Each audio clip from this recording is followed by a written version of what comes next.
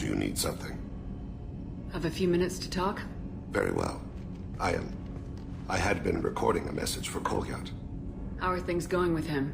It is difficult. All things worth keeping are. I never explained. I suppose the story of my wife's death took you by surprise. I figured you'd explain to me when you were ready. I appreciate your patience. I kept my work clear of our home life. I assumed that would be enough to protect Irikah. That memory I mentioned before. Laser dot trembles on the target's skull. The smell of spice on the spring wind. Sunset eyes defiant in the scope. That was Irikah. That was how I met her. She saw my targeting laser as she walked by and threw herself in the way.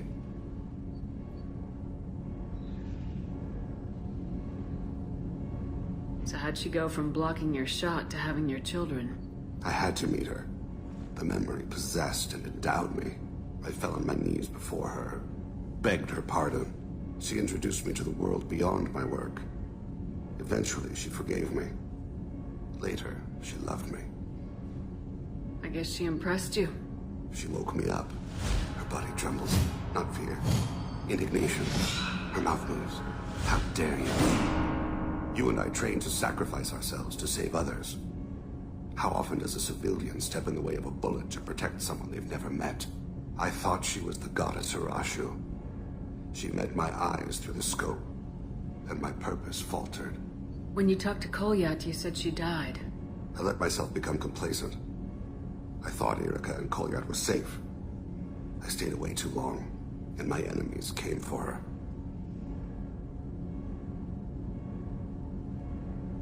Who came for her? Batarians, a slaver ring that was preying on Hanar outer colonies. I'd killed their leaders. They paid the shadow broker to find out who I was.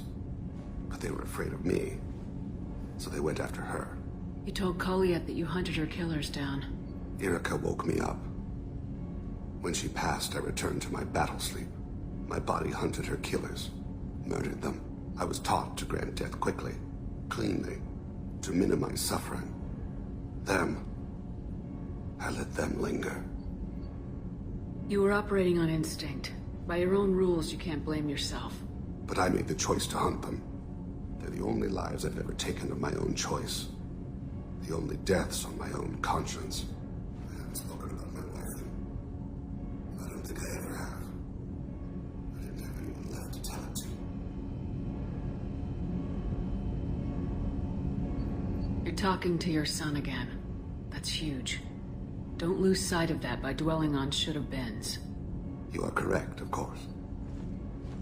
Thank you for listening, Siha. I think my translator just glitched. What did you call me? Siha. Someday I'll tell you what it means.